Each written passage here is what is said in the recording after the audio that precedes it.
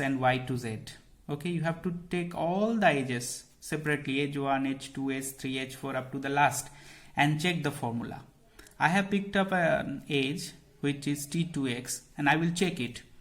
T2x, for each edge u comma v, I am taking t2x, this edge. Then I will check, is d value of x is greater than d value of t plus w of t2x is true or not. I will use the last updated table. What is x dot d? X dot d is 4. Greater than, what is t dot d? T dot d is 2 plus, what is w of t2x? W of t2x is 5. So, which implies 4 greater than 2 plus 5. 2 plus 5 is 7. 4 greater than 7 is false. This relationship is found false.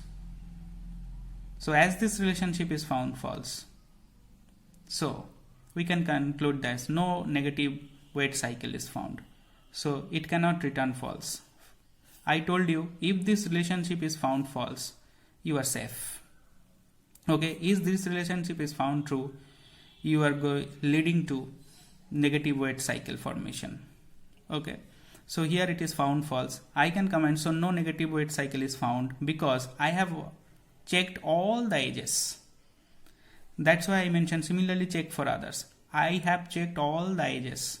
Your assignment is to check whether for the edge s to t this formula satisfies or not. Whether for s to y this is satisfies or not. Okay, pick up s to t. What is t dot d? T dot d is 2. So I am checking s comma t. Okay, what is t dot d? T dot d is 2. What is s dot d? S dot d is 0. What is w of s to t? W of s to t is 6. So 2 greater than 6 is false. Okay, so we are going to provide you that no negative edge cycle is found. No negative edge cycle is found. Then you may check s to y. What is y dot d? Y dot d is 7. Okay, check for s to y. Y dot d is 7 greater than, what is s dot d? 0. What is w of s to t? W of s to t is 7. 7 greater than 7 is false. 7 is equal to 7, but 7 greater than 7 is false. So in this way you have to check all edges and check with this formula. If any one of the edges provide you the successful result, that means v dot d greater than u dot d plus w of uv, you are not safe. That means it will return false. If after checking all of the edges present in the graph, it is observed that in this graph Bellman Ford algorithm returns true. That means Bellman Ford algorithm never found the presence of negative weight cycle in the graph after this judgment. Okay, so in this way you can check the presence of negative weight cycle in the graph. Okay, so path formation, I think you know how to form the path. This is quite simple as or similar as Dijkstra method. So you have this final table, all sort of judgments are done. That means relaxation part is over. Not only the relaxation part is over, but also judgment of negative weight cycle is done. Fortunately in this graph there is no negative weight cycle found. Now path formation logic is same as the Dijkstra method. So now you have to, suppose you want to calculate the shortest distance from s to t. S to t you want to calculate. Refer to last table. What is the d parameter value of t? D parameter value of t is 2. So this is the shortest distance from s to t. So shortest distance of s to t is 2. Okay. Now how to form the path? You have to form the path from s to t. Refer pi parameter value of t. What is the pi parameter value of t? Which is x. Refer pi parameter value of x. What is the pi parameter value of x? Which is y. Refer pi parameter value of y. What is pi parameter value of y? Is s. Now it stop your finding. That means you are going to form a path from s to t. Identify the predecessor of t, which is x. Come back. Identify the predecessor for x, which is y. Okay. Again come back. Identify the predecessor of y, which is s. So you stop coming back. So you have to come back unless and until you get s back. So this is the way to form the path. Go to T, identify the predecessor, go to its predecessor, identify it, go to its predecessor. This is the predecessor of this one. Identify its predecessor and move on up to the source. Unless and until you get the source, you have to come back. Okay, check it for S2x. What is the parameter value of x? Which is 4. So 4 is the shortest distance, your first answer. Then form the path S2x. Okay, identify the predecessor of x, which is y. Write y here. Identify the predecessor of y, which is s. So no back traversal. You have got s. So s2y, y2x. S2y, what is it? S2y is 7. Okay, y2x, what is it? It is minus 3. So what is the total? 7 minus 3.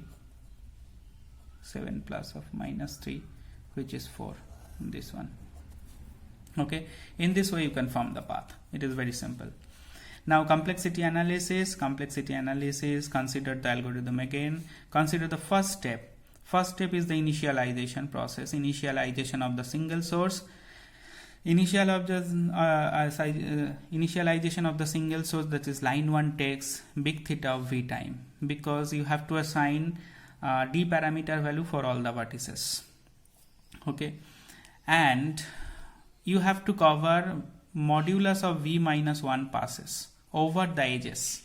That means I told you that for each edge you have to apply relaxation, and you have total number of iteration is equivalent to n minus 1, where n means the total number of vertices, which is represented as g dot b within mod. G dot b within mod means total number of vertices in the graph. So you have total mod v minus 1 passes, that means equivalent to n minus 1 passes over the edges in line 2 to 4, and which takes big theta of e time, because you have to cover the edges, and maximum for a vertex it can cover n minus 1 edges. That was related to the number of iterations which I mentioned. And for line number 5 to 7, this for loop for 5 to 7 takes order of e time, big O of e time, because you have, after all relaxation process is over, after all iteration is over, again you have to check for all edges is there any further relaxation is possible or not. If it is not possible, then you are safe. That means your graph never consists of any negative weight cycle. Otherwise your graph consists of negative weight cycle. So this is the judgment, and this judgment requires all the edges to check. So that's why for loop for line 5 to 7 takes order of e time, hence the total time is big O of v into e, ve. Okay, to prove the correctness of the Bellman Ford algorithm, we start by showing that if there are no negative weight cycles, the algorithm computes correct shortest path weights for all vertices reachable from the source. Otherwise your graph may consist of negative weight cycle. So this is how we have solved the problem using Bellman Ford. You will be given a graph, you initialize it, you calculate the number of iterations, that is equivalent to total number of vertices minus 1. Under each iteration you apply relaxation for all the edges. You complete first iteration, you go on second iteration by taking the updated value, you apply the relaxations of edges. For second iteration, go for third iteration, fourth iteration, and up to the last iteration. All of the iterations are complete, then you get the final table. Using this table you can identify the d value and pi value, and then go for checking the presence of negative weight cycle using the formula, that is 5 to 7. Again pick up all the edges and check is there any further relaxation is possible or not.